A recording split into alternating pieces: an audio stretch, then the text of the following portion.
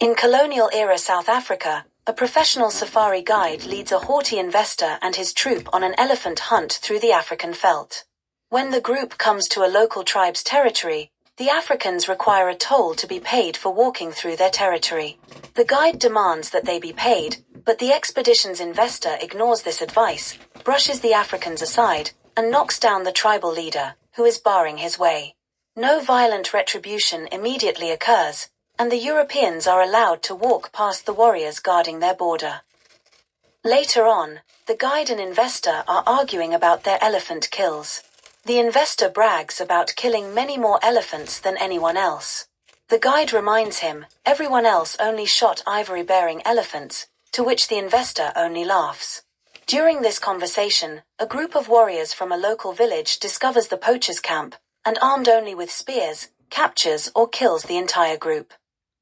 After a victory march of the Europeans to the Africans' home village, most are executed using various torture methods. The guide is spared until the last. He is stripped naked and then an arrow is fired into the air. The guide is ordered at the point of a spear to run. Once he passes the fallen arrow, he is chased by another warrior in waiting. His pursuer throws a spear at him and misses, which the guide uses to kill his pursuer. Afterwards, he takes the warrior's supplies and evades his captors. The warriors, grief-stricken about their dead friend, argue about continuing the hunt. The guide flees, and some of them continue the pursuit.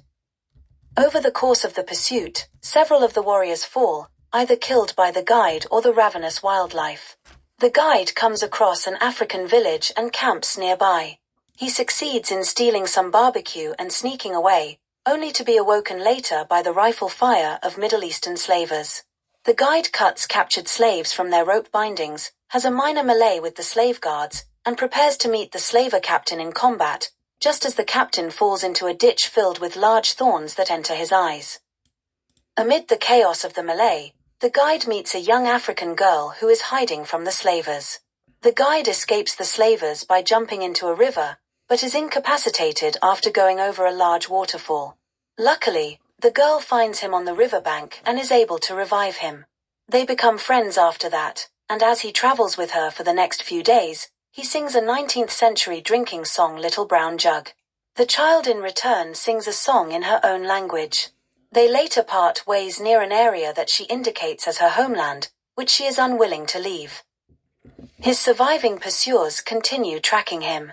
The guide finally reaches the colonial fort from which the safari had originally set out.